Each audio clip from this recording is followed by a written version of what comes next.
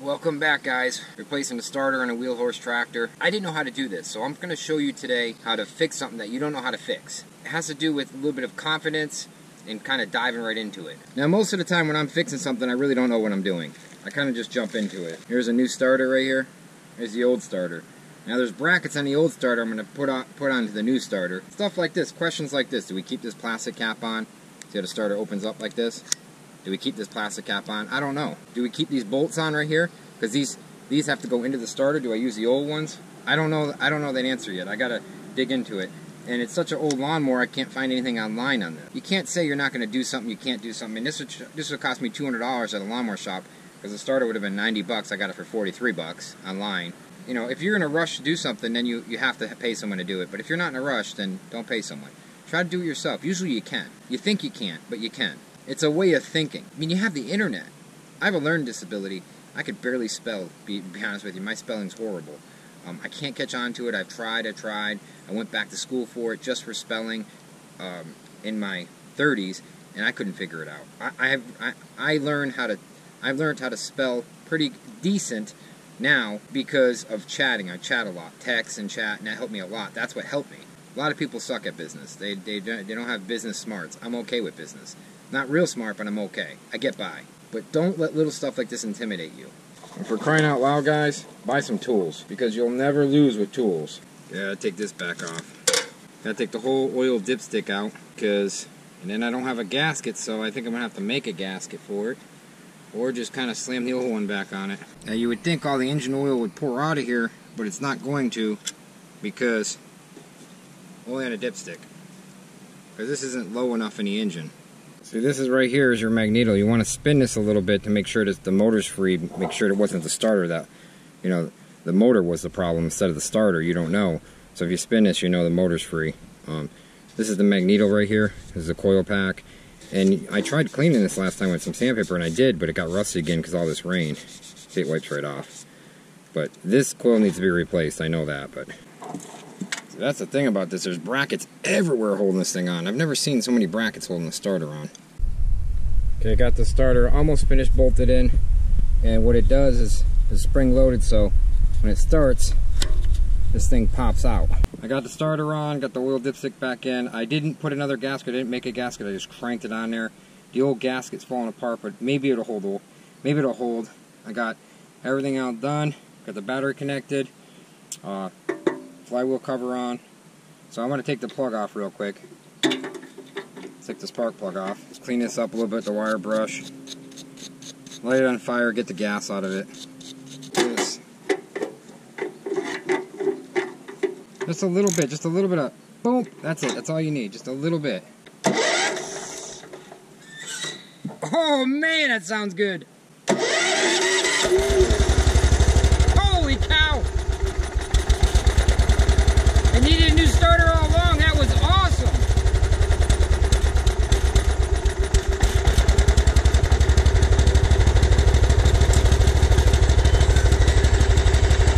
That cranked over like a brand new tractor. This thing hasn't started in 2 weeks. I got the choke on it. Oh, that feels good, guys.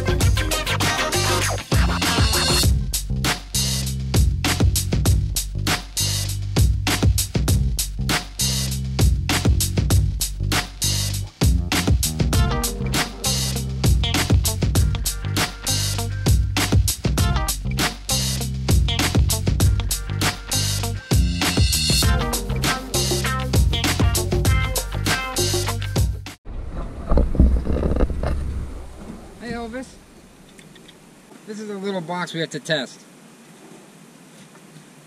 I brought my tools in the trailer with me. I can tell you right now, this panel's too small. See, the solar panel's too small. They're claiming it can go 10 miles, but no way. 10 miles? He's got about a mile of wire here. It there's no way that little solar panel is going to charge us. It's been raining for like 3 days. He says it was clear for 3 days, and it still wasn't putting any power out. But when he first set it up, he touched it and he jumped through the roof, so it does work. So I'm getting 50 volts AC, and I thought it was 12 volt. I put on AC mode, which is alternate current, which is regular house electricity, not battery. Battery's DC, direct current. And I put it on AC. It's like pulsating. It's going like 50 to 70 volts, 50 to 70 volts. So that's enough to feel. You'll feel it when you get hit with that.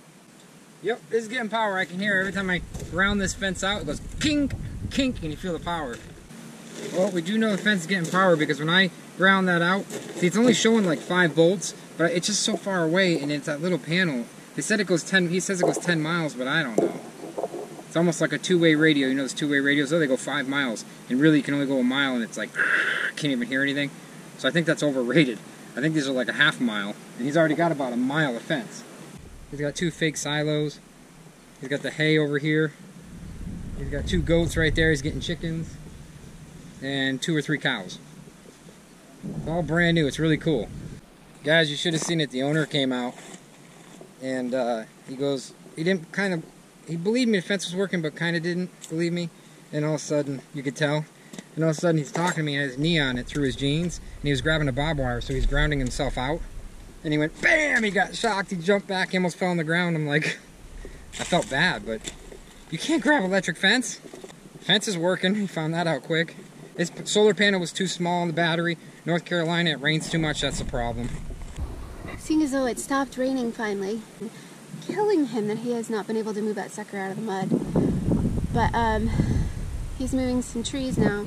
Anyways, we decided to sit in the sun, the girls and I made them a little cabana because they were too hot. So, aren't they cute?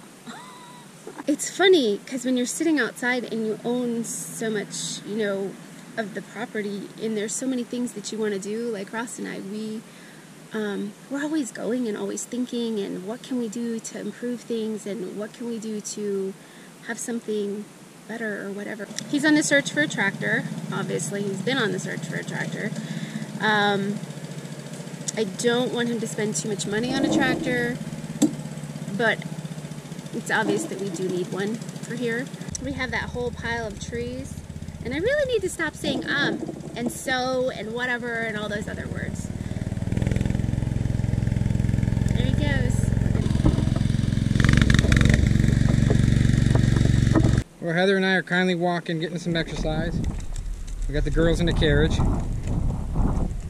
We had a big dog come out after us, and I held the tripod up to it because it looked like it was getting aggressive. You want some apples? Of course, Heather's got to feed Elvis every day. Over there. That's why. This is a town next to us.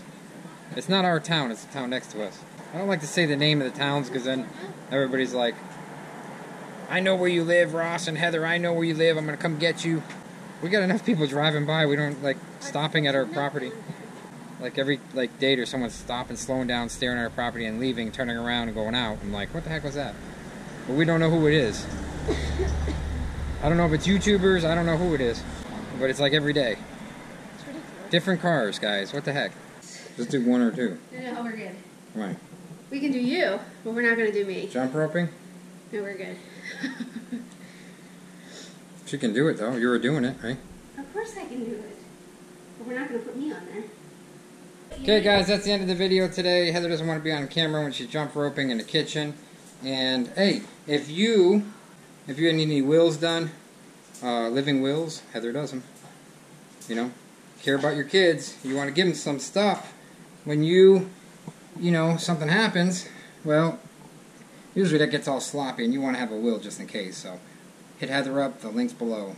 It's her new paralegal page. The least you guys can do for us is, if you're not interested in doing a will, you can actually click like on her page. That would help us big time. Love you. Talk to you tomorrow. See ya. Like us and share us. You know you'll find us funny.